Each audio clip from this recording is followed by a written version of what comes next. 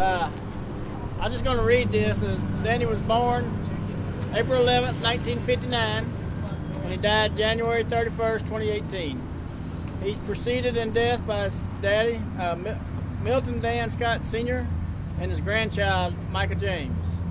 He is survived by two sons, Sean Scott of Freeport and Kenneth Scott of Big Springs. His mother is Jane Rathborn of Clute, and his stepmother is here, Bernice Scott of Angleton. His brother, Gary Scott of Lake Jackson. He leaves nephews, Stephen Scott and Jake Scott. His brother-in-law and best friend, Dennis Dunn of Brazoria. Son, David James of Clute. Daughters, Angie Dunn Suggs and Ashley Dunn Barker. Grandkids are Lauren Blanc, Noah Scott, Cameron Barker, DJ Barker, Brinley Barker, Xavier James, Aiden James, Holden James, Laura Suggs, and Cadence Suggs. Danny loved hunting and collecting guns and talking on the CB radio. His handle was Sparkplug. He also liked to go fishing. That's why I thought it'd be good to release these fish once we used them for bait and when we set out trout lines. We didn't remember to him. Okay, anybody got any stories they want to tell? Are they shooting a hole in the boat? Appropriate. I remember one time he was out getting oysters out there in the bay, and he was out there all day long. You know, or got up early morning. Well, he come home and he was madder than a hatter. And I said, "What's the matter with you?" He goes, "Well, I was coming out of the thing and I run into a game warden and they took all my oysters." He had already sat there and shucked every one of them. He had a gallon. Because he was selling them, he had a gallon full, and the game warden took all of them. He didn't find him or nothing, but just took his oysters.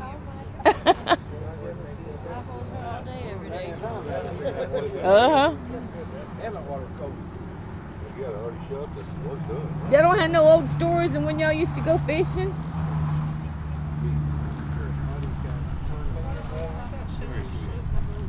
You was fishing with him recently, hadn't you? Yeah, he had a blast.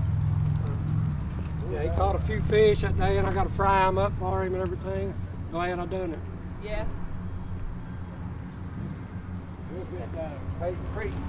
Put the boat in the water with the Charger. The Charger decided they wanted to roll back in the water with the boat. So we had to step on the brake, get the boat off, and when we put it back in there, we had to hold the brake and put the car on the thing and drive it out. But we were down there. The Charger, the truck. Yeah, the white Charger. We were down there. Car charger. I thought it was battery charger. Car charger.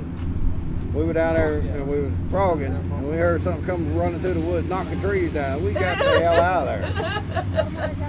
That hair on his head stood up. We hauled it back to the truck, the car. Danny got scared. Yeah. Let's get the hell out of here. I said, I don't know about you, but something knocking them trees down. I don't know what it was, a big cow or something, but there were trees, you hear trees falling. Oh, hell no. It was dark. Peyton Creek, right down 523 or whatever, 521. It was way down there. We was driving. Me and Danny lived in Manville, you know, in the late 80s. And I was driving down the road, and it was two lanes, you know, on both sides. Well, I was on this lane, and there was another car beside me, and there was a dog in the middle of the road that was dead, and it was already bloated up and everything. Well, I couldn't get over, and at that time I drove a car that was about that high off the road, you know, off the ground. He says, "You need to get over." I said, "I'm gonna have to straddle it, Danny. I'm gonna have to straddle it." He goes, "You need to get over." And about that time I go, boom, boom, boom, boom. And he's going, "Look, look, you need to pull over. You need to pull over." I said, "I can't pull over." I laughed at him so much. Oh my gosh. He had a weak stomach. I used to bring that up to him all the time. He goes, I don't want to talk about that.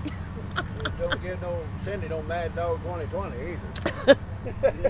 Yeah, one time we was out at New Braunfels, and we was drinking Mad Dog. I was drinking Mad Dog 2020, and we was way out there. It was in the summer, and who comes trampling through our camp was his first wife, Pauline. I come unglued. How did she pick the same camp, the same weekend? That was Lazy L&L. Where was that? Oh, Lazy L, yeah. That's where we always stay.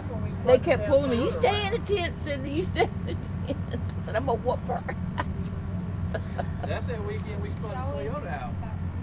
No, we was running from the hurricane then. Remember that? We was up in Austin, coming up the thing, and I spun that thing up and landed up on the opposite side of the road, opposite traffic, and he's going, and Cindy, you hurt my ear. I said, I don't care about your ear, I'm sorry. So I pulled in this man's driveway so I could get my bearings, you know. Because I was like, I was still like, oh my gosh, I was all like, He was nervous. yeah, I was a nervous wreck. I ain't never hydroplaned like that. When we hit that That's water a just right, went like that. You don't know what to do. You just hang on. He's looking at me like, what are you doing at, Cindy? You hurt my ear. I said, well, I couldn't help it. Decided to do a donut in the middle of the road.